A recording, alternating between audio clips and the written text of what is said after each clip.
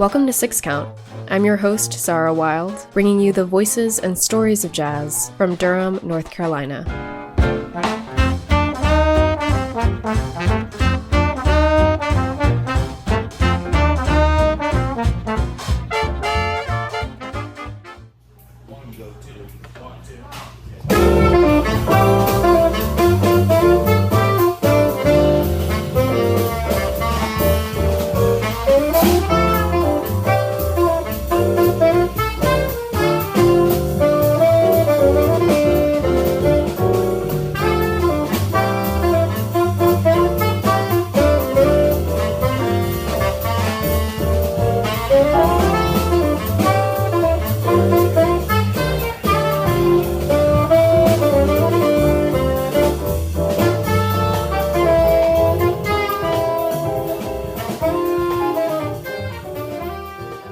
Dexter, thank you so much for coming on to Six Count. Absolutely. Thank you for having me. So it's Thursday today, and yesterday you were the featured artist or one of them at Taha's Wednesday Jam at the Heitai Collective Kitchen and Cocktails Restaurant and Bar. So Taha's been doing a lot of new things with the kind of guidelines and what he's aiming to do with partnering with different organizations. Can you share a little bit of that vision since he's not here right now, but he did share about the jam on an earlier episode of Six Count that listeners can also turn to? Yeah, sure. So with Taha, what he's doing with the Wednesday night jam sessions at the Heitai Collective Kitchen is he's creating this environment where people can come and listen to live jazz, listen to live music, and for musicians to come and work out certain things in their playing that they want to get to, especially when it comes to just playing with other people. It's very important to get out of the practice room or your living room, wherever you work out things, and go out into the real world and actually communicate. And what Taha's doing is he's creating these guidelines, like having a set list. You come in, you know these specific tunes. If you don't know the melody, you can't solo. Don't take too long to solo. Things that really keep us mindful of the audience, because again, you're in a venue, and even though we want to work out as much stuff as we can't necessarily neglect our audience. Because they still want to come and enjoy their time too. So I really appreciate his emphasis on being able to play for an audience, to create that environment, and not just the audience is here and us musicians are geeking out over here, over some chord changes. So It's an ecosystem, it's a relationship, so I think that's like super important to uphold. Yeah. And isn't there also a desire to have it be kind of like a hub for activists or community leaders? And it sounded like he wanted to be building bridges with different organizations too. Right. I agree. I don't actually know too much about the other organizations that he's part of, because he's a part of so many. Right. But what he's doing is like bridging the gap between just creative people, in different sectors, and seeing like how we can use our art to actually like promote certain social, activist things, such as like having better pay for musicians, making sure we appreciate like the visual artists, the people that, that don't get as much of, I guess, a voice, in our communities, especially if you don't like do a regular 9 to 5. It's like really representing, those people, the freelancers, the 1099ers. It's really important to have that representation. And it also feels like that's a direction that the economy is growing, where it feels like there was a time where people had one job, but I feel like now it's so common to be a musician and also having the teaching and then doing something, on the side too for freelance. Right. Yeah. Well, connect with Taha Arif if you're interested in partnering in that way, or just come to the Wednesday Jam. And then this Saturday, you've got a great show coming up. It's going to be a Dexter Gordon tribute. And I was just wondering how long people have been asking you to do that, or is this something you wanted to do with Dexter Moses, Dexter Gordon? Just feels like a good pair. I personally have not wanted to do this just because it's too perfect. It's too perfect of a situation, Dexter Moses, Dexter Gordon. People even like when my professors or former professors, Robert Trowers, he would always introduce me and say, "Oh yeah, Dexter Gordon." By the time he corrected himself, it was already done. I mean, a compliment too, right? Surely. You know, I take it for what it's worth, just the name. But yeah, I thought I had another 10 years before doing something like this. But I really appreciate the fact that, you know, people want to hear that, especially Dexter Gordon, somebody that needs to be he's great. He has a bunch of classics on Blue Note, you know, he's way more known as opposed to like Don Byas or some older cats. But also when it comes to the swing background, he's more known for bebop, but the swing period where he was playing with a lot of those territory bands, specifically he was playing with like Louis Armstrong. And I believe he was also playing before that. He was playing with Nat King Cole as well. I didn't know that. Yeah, it's a lot of the older generations, you know, that he played with. And that was a really like important part of his development. And so going back to Dexter Gordon, listening to his music, at first I was like, you know, maybe he's too basic for me. So that's the reason why I kind of shied away from it for years, because I was like, you know, he's playing some basic stuff, but it wasn't about what he was playing. It wasn't about his note choices. It was about how he was playing it, how he was conceptualizing the tenor saxophone, specifically by the model of Lester Young. I didn't understand that connection until I started listening to older Dexter records. And I was like, okay, I see why he's important. And I see how much of an individual he was. What do you mean? So primarily in jazz, you have these, you know, you have your inspirations. You have your people that you want to transcribe, copy, you know, etc. Well, with Dexter, it was really interesting because from the early 40s, he sounded just like Lester Young. He sounded just like him. And there's actually a record that he's playing with Nat King Cole in 1943, and they play I Found a New Baby. And at the time when I first heard it years ago, it was released on the re-release of the Lester Young Trio. It's a red album cover and supposed to be Buddy Rich, Lester Young, and Nat King Cole. And that track was on that album. And at the time, I didn't know I could look up, you know, to see who was on whatever track it was. And so when I heard the Dexter Gordon one with Nat King Cole, I was like, man, Lester Young sounds like he's really healthy. You know, he was playing so much stuff. And I was like, man, that Lester Young was probably having a really good day. And then I did some research and it said Dexter Gordon. I was like, what? He sounded just like Dexter Gordon. I mean, just like Lester Young, you know? And I read an interview and it talks about that influence and how he had a contemporary, Wardell Gray, and they would have sessions together and play together all the time in California. And he said Wardell Gray knew a bunch of Lester Young solos note for note, like, you know, hundreds of them, everyone you could think of.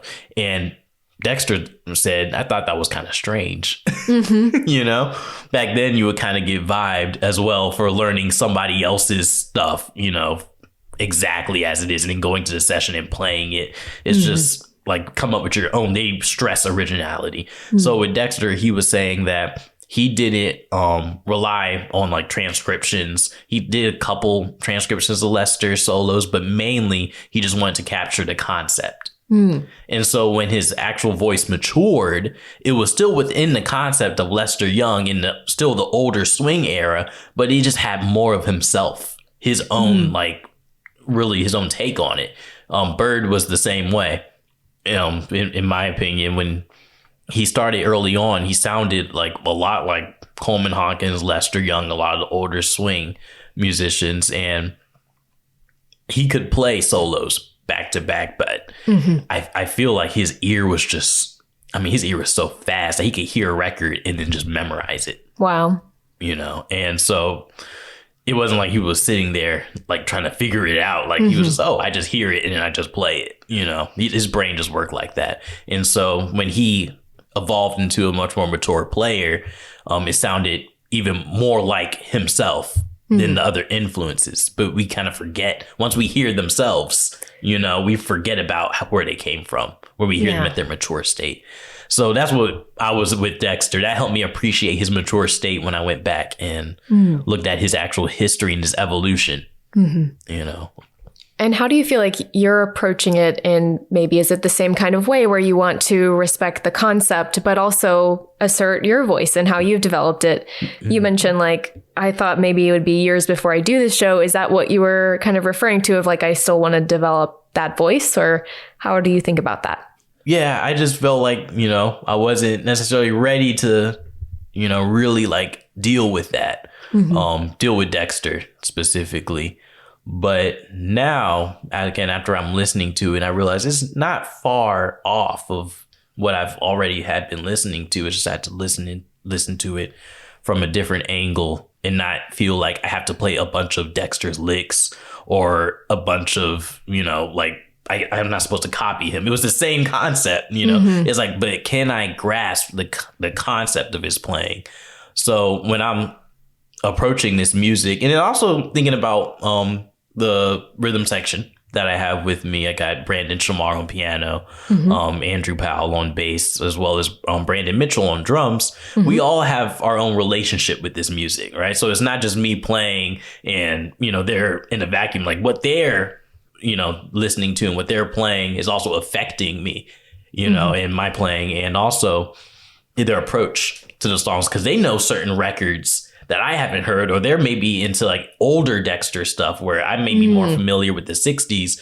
But then during rehearsal, Brandon Shamar was like, well, you heard that track that he did off Around Midnight that was in the 70s. And I was like, no, and I checked that out and I was like, wow, it's a different vibe. And they bring that, so it's a collective effort into making sure that we respect the concept, but also it's play it in a way that it has a personal connection to us. And it's not just because the record says so, but still bring that same energy and that same authenticity and vulnerability, really. And how do you think about the swing music itself? Because you've played at Lindy Focus. I think that's where I must have first seen you play before I knew that you lived in Durham, before I was in North Carolina. And, with Keenan McKenzie often here, and we're at the Flying Home dance workshop that happened over the summer. And do you feel like it is essential to understanding the music that you like to play? Is it how do you kind of conceptualize the role of swing music in your own music? Yeah, I think it's the number one foundational aspect of the music that I want to play. Being able to hear melody instead of rely on chord changes, rely on certain licks. When you're dealing with swing music, you're also dealing with an audience. The relationship between the dancers specifically and the musicians, where you can't just play regurgitated information. It really depends on what's going on down there on the dance floor.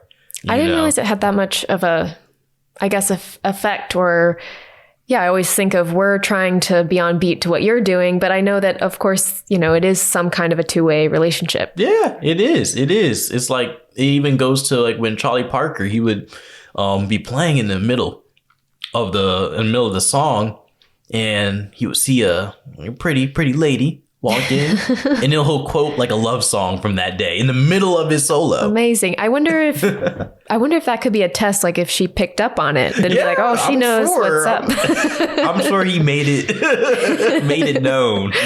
Yeah. But it's that connection is really important. Even when people aren't dancing, it's being able to quote certain things that people recognize, that they can catch on to.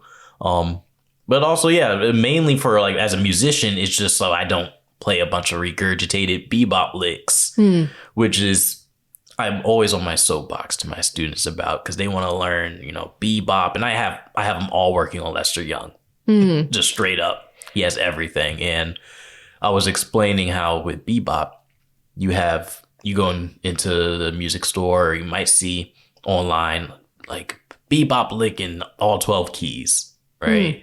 And it's some academic type thing, and it's cool. It could get you somewhere, maybe not necessarily to the more authentic part of the music, but I've never been to a music store where it says swing licks in all 12 keys. Right. Yeah. That doesn't really make sense. It sounds kind of sterile a little bit. Yes. Like, yeah, it's not really cooking, I feel like, where you're adding your own flirt. I don't know. It's like no shade, Hello Fresh. But I mean, I feel like people who use, you're not like improvising like your grandma told you. Exactly. You're not actually improvising. Yeah. And one thing about Dexter is that Dexter Gordon, he improvised. When I listen to a recording, like from a studio recording of date, and I listen to live recording of a certain tune, any tune he could play, probably like Cheesecake, Second Balcony Jump, specifically Night in Tunisia, he plays it completely different than the record. And I appreciate that because he doesn't confine himself to a specific concept outside of how he plays in general, but in terms of how he communicates with the audience, and it just changes. It's just day by day. If he feels like leaving space, he'll do it. If he feels like telling a story, he'll do it. But if he feels like he just wants to just go in and just play, he can do that too. I just love how human jazz is, because it's just like our minds are not the same every day. Our bodies aren't. There's every friendship changes with every interaction. So I like how jazz can mirror some of that. Right. So you graduated in May with a master's as a double alumnus from Central. And I wanted to hear a little bit. You mentioned Don Byas and how he's a bit of an undersung hero in conversation about Charlie Parker's legacy. Initially, I'll just talk about like how it started out, how I got the idea. I was hanging with Donovan Cheatham. Great drummer of Trio. Amazing drummer. And we were just listening to records, checking out stuff. And he said, "Hey, man, I got this Don Byas vinyl," and he took it out. And I was reading he said, "Read the liner notes." He was like, "Don't even like forget the actual, songs, like read the liner notes." He was like, "Bro, you got to read this." And so I checked it out. And it was by the liner notes were from Dan Morgenstern. And it was just a great, like, summary of, like, Byas's legacy, like, from the beginning when he was with those Territory bands up to when he started playing with Dizzy Gillespie. During, like, I believe it was 1946 at the Onyx Club. And during the beginnings of bebop on 52nd Street, when, like, that was, like, he called it the unofficial, official first bop group. Was with Don Byas. It wasn't with Charlie Parker, which was really interesting considering that he was primarily a swing cat.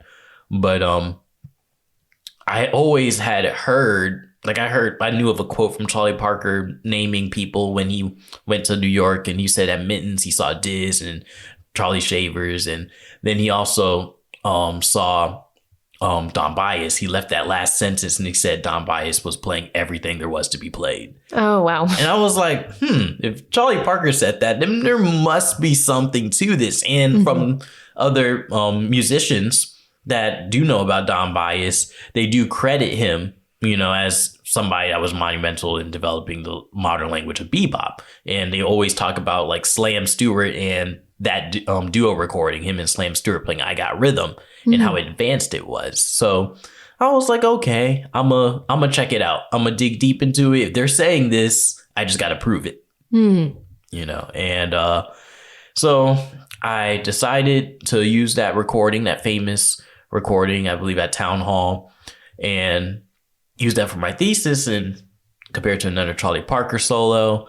Turns out Charlie Parker recorded a rhythm change that fast about a month before that. So I couldn't use it to prove, in terms of it had to be the first, the earliest occurrence of rhythm changes using bebop language.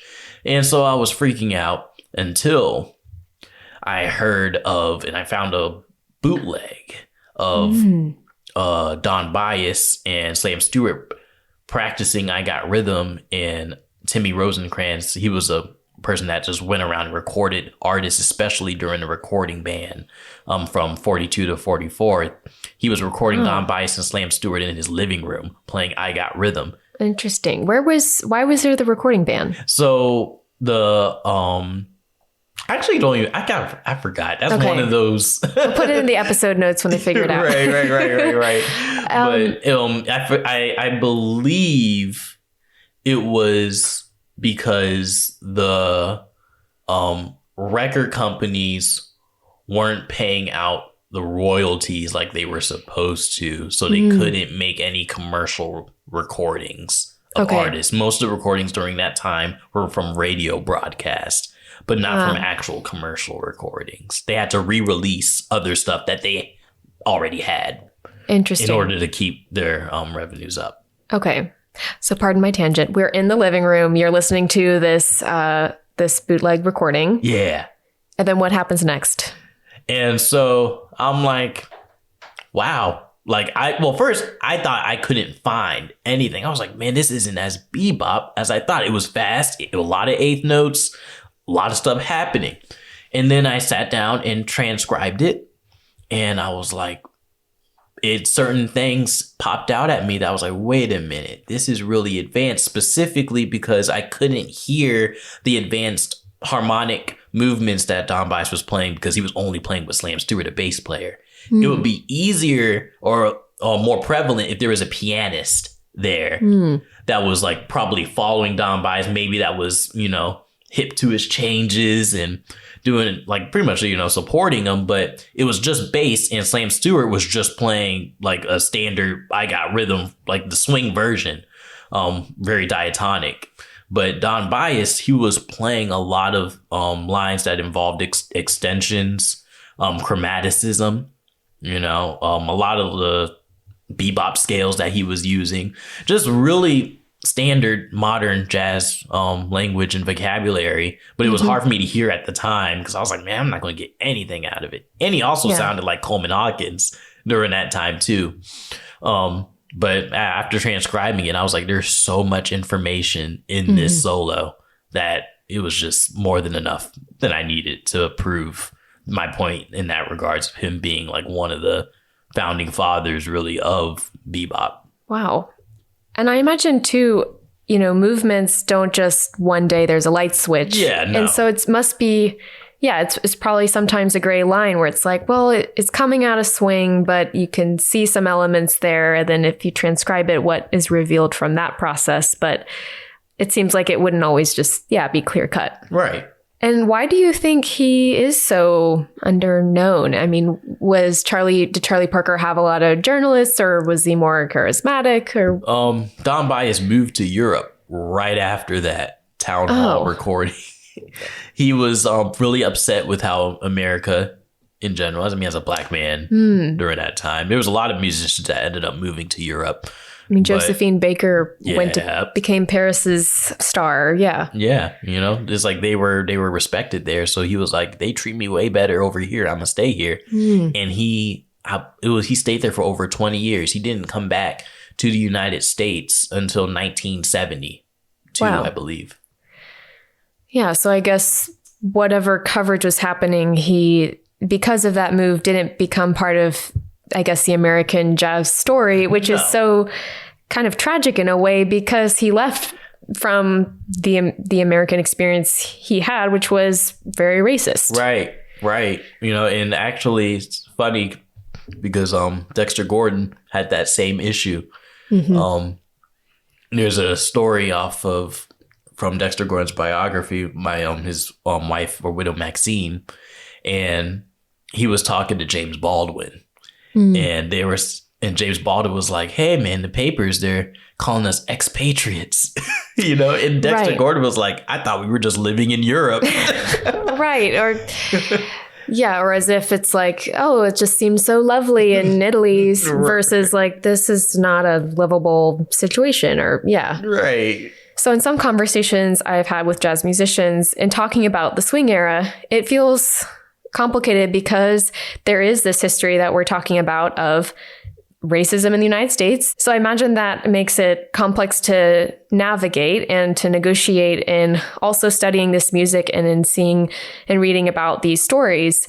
So how have you thought about that with swing music and also as a Black musician yourself and paying tribute to different eras and navigating all of this complexity? My relationship with swing music, especially being able to play, in bands that specialize in that genre and that style, it is something that I'm still dealing with, especially since I go in a lot of spaces where I'm the only Black musician, or maybe I'm the one out of four. Mm-hmm.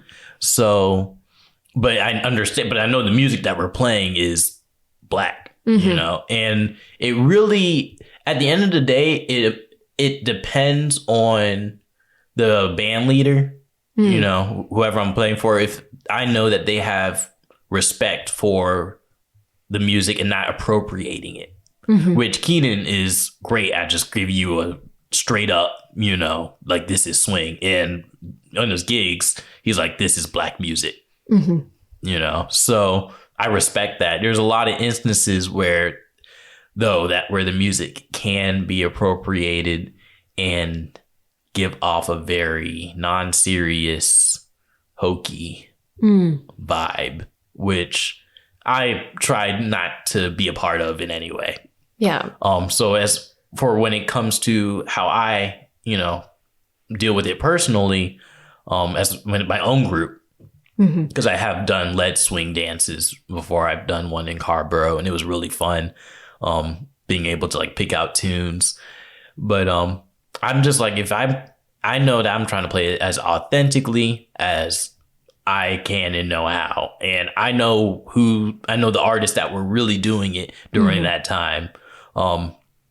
It's like you're talking about like Fletcher Henderson, Eddie Bearfield, Don Redman, like those cats, that's kind of how I look to for that era. I don't know specifically any other besides maybe like Paul Whiteman. He's like one of the biggest, I mean, I won't say appropriators because his style was legit. It was legitimate. The musicians are great, on those records. It's great musicianship, but that's like one of the sound is different. What I call, even though it's not academic, the bump, the thump is different. And so, and because they had more commercial success, compared to the other Black bands, and artists, it's just like that's the first sound that people hear. And then when he's associated with those black and white cartoons, which my mom, when I would try to get into that music early on in my development, my mom would tell me, turn that music off, sounds like Looney Tunes. And I was like, I didn't understand it at the time, but now it's like, oh, okay, I see. It's traumatic.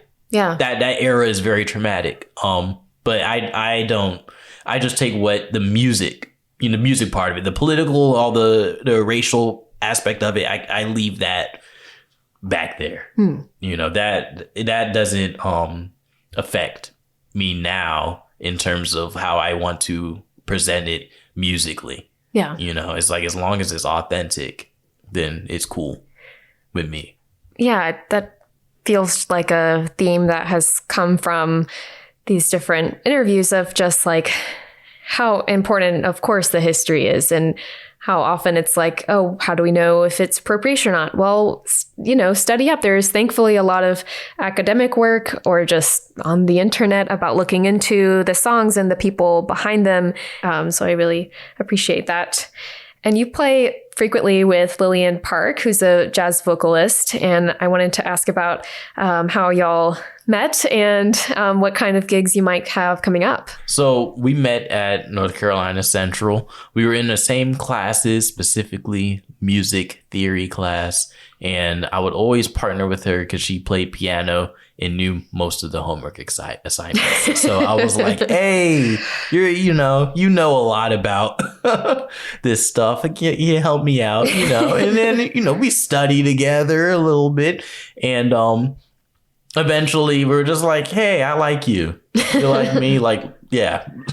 So it kind of grew from there. Actually, rest in peace, Professor Arnold George. He actually betted on us getting together. Oh, nice. But it wasn't even, he didn't even tell me. He told one of my other friends. He was like, you know who will be good together? Yeah, Dexter and Lily. And I was like, wow, he really said that? And my friend was like, yeah, he said that. So, so we just been doing gigs together and just trying to just have fun, on the gig. Also, of course, respecting the music, but just have this environment where it's like we're not stuck in any like one genre. We just whatever we want to play, whether it's R&B, jazz, like traditional swing, whatever it is, that we're authentic. Like she was on the swing gig with me in Carborough. That was a really fun gig. And the next upcoming gig we have is Succotash in Durham. Amazing beef brisket, if you like that. Yes, it's so good. And and great music. And great music. I believe that's on September 30th. At least a Saturday. I could check my calendar just to make sure that was right. But I'm sure it's September 30th. Okay. Well, it's always fun to hear y'all play together. What's something you've learned from her aside from, the homework? Oh, forgiving myself. Before, I was always super hard on myself. People would say things to me that I would take to heart, especially people that I look up to, and I would always kind of just beat myself up over it. It would always just kind of bring me down. But with Lillian, they're more of like, it happened, but there's always next time, do better, not necessarily do better as in like, you gotta do better, but you know what to do. Yeah. That's how you learn.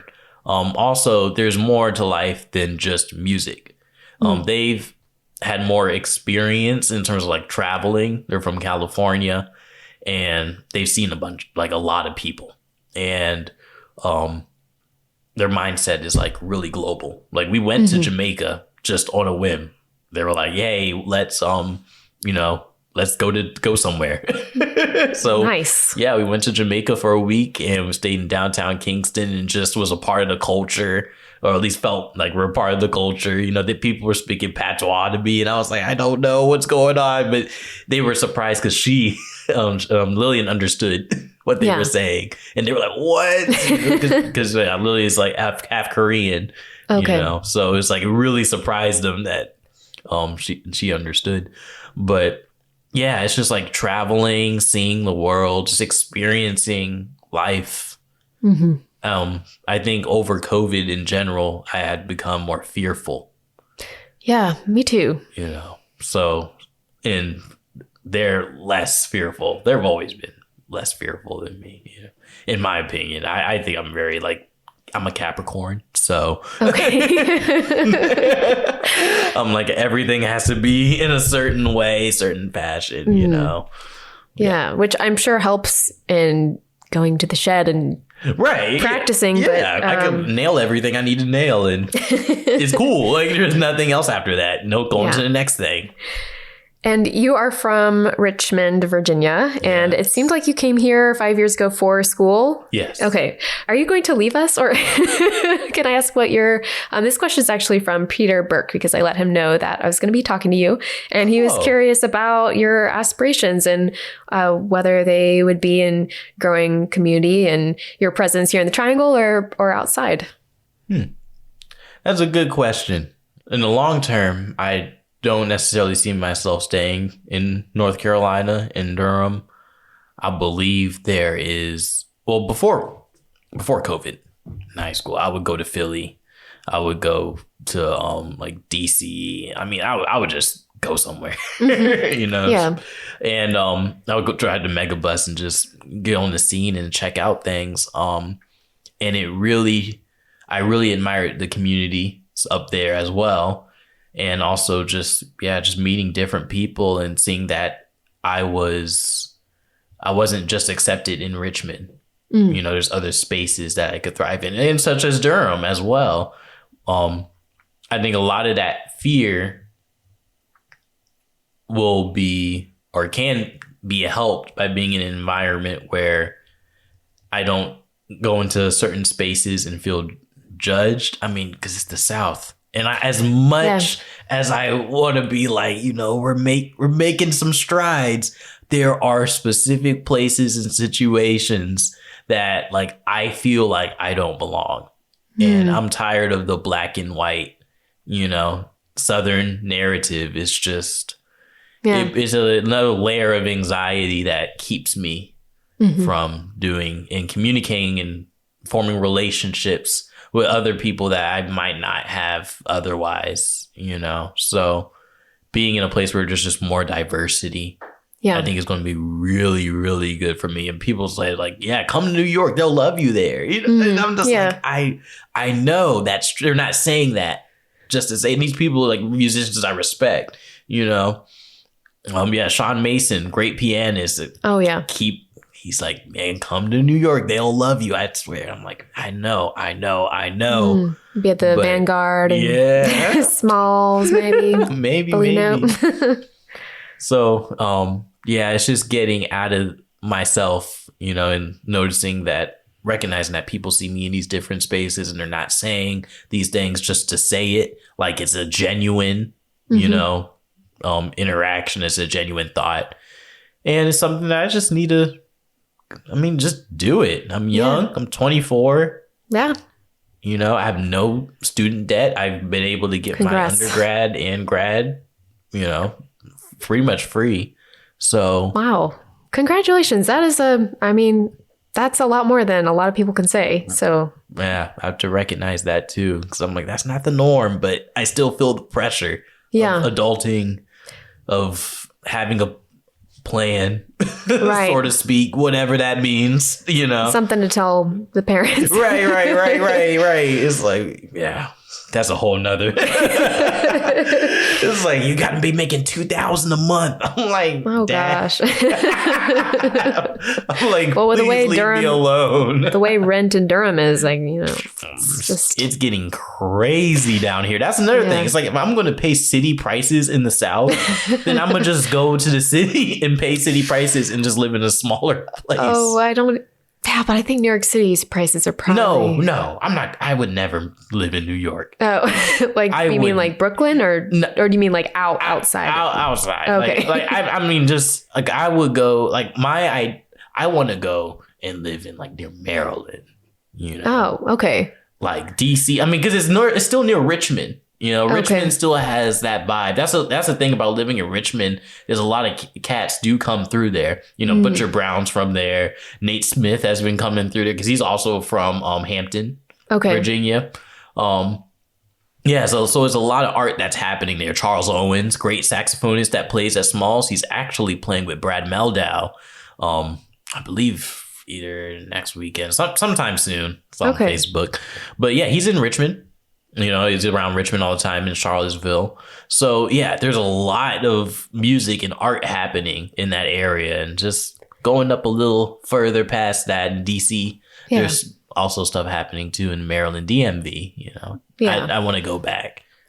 It's definitely a privilege if you've never had to consider, like, what is my role in improving my environment? Or do I do the self-care and go somewhere where I feel like I'm going to have more of a chance to truly flourish? Like, that is, the weight of that shouldn't be on your shoulders. So I appreciate you sharing that. If we have some allies, I guess we'll call it, on and want to improve the spaces and wanting to do everything they can to make a venue or the band somewhere where there is psychological safety. Yeah. What would you wish could change? Racism can... Well, it's not even... Right. It's not, right. But it's beyond racism.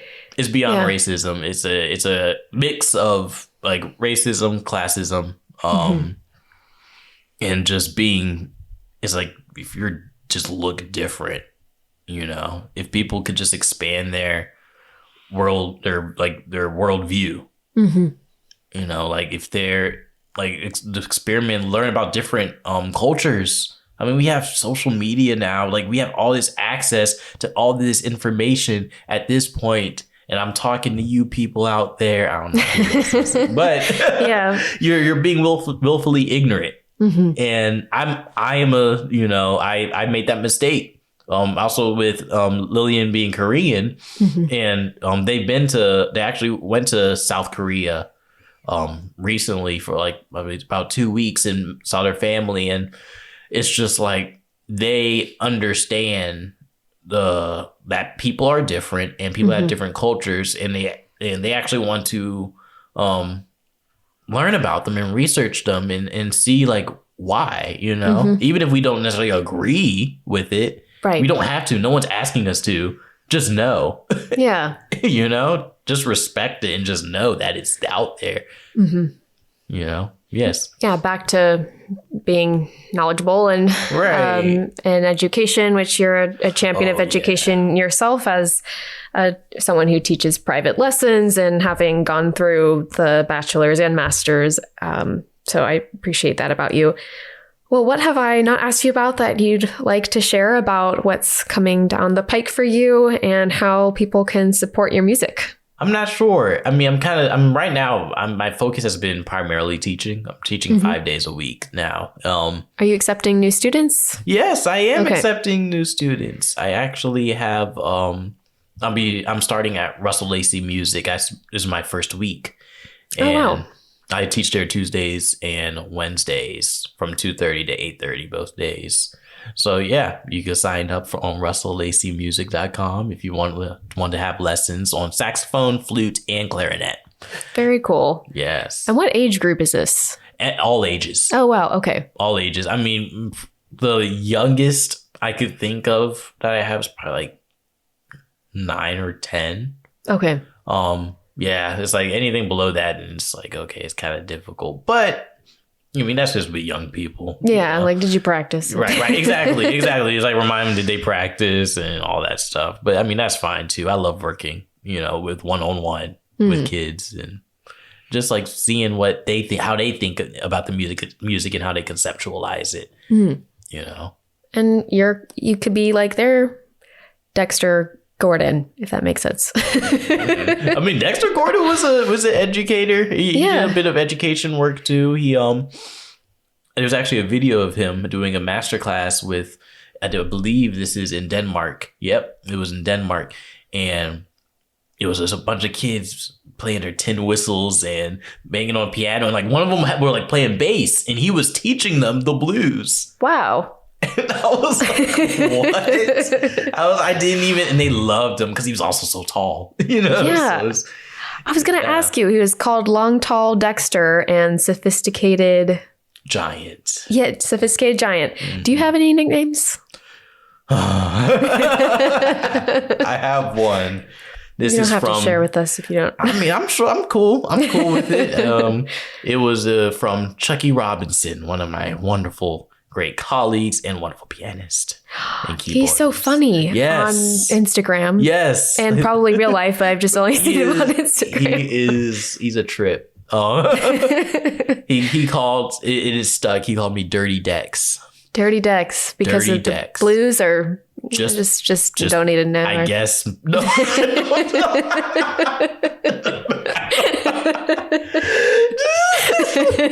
I'm going to say it's the blues. I'm going to say it's the blues. Everything else is. That's great.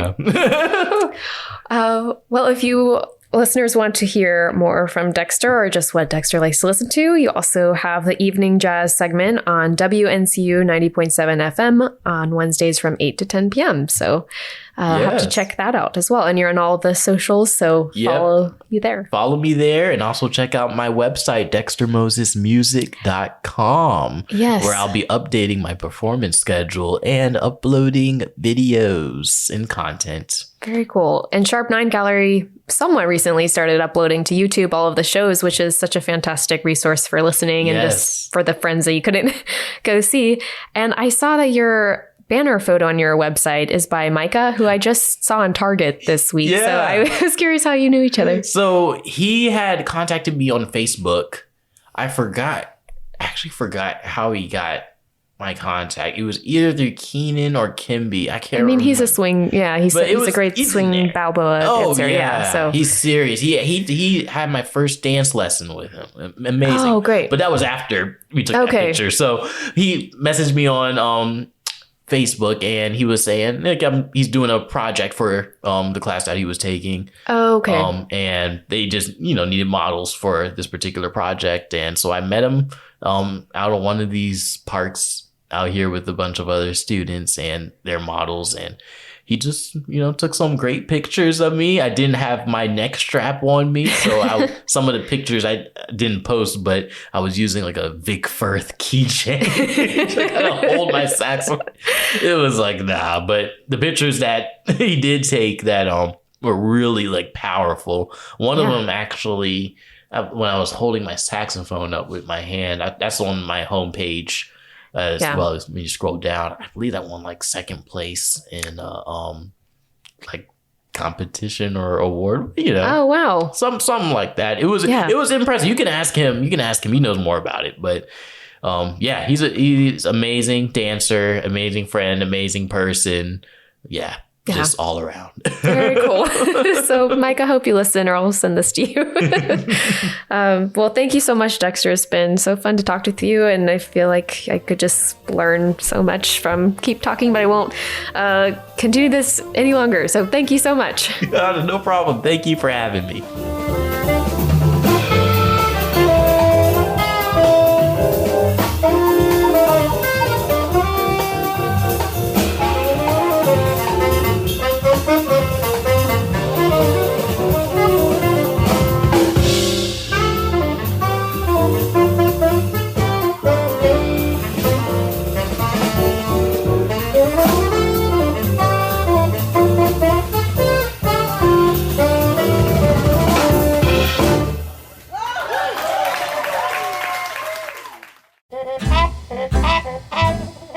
Thank you for listening to Six Count. I'm Zara Wild. You can let us know what you thought of the episode or recommend a guest by emailing us at sixcountpodcast@gmail.com or by finding us on Twitter or Instagram at sixcountpodcast. If you'd like to support our work in telling the story of jazz in Durham, you can make a gift to the show by following the link in our episode description. Thanks for listening.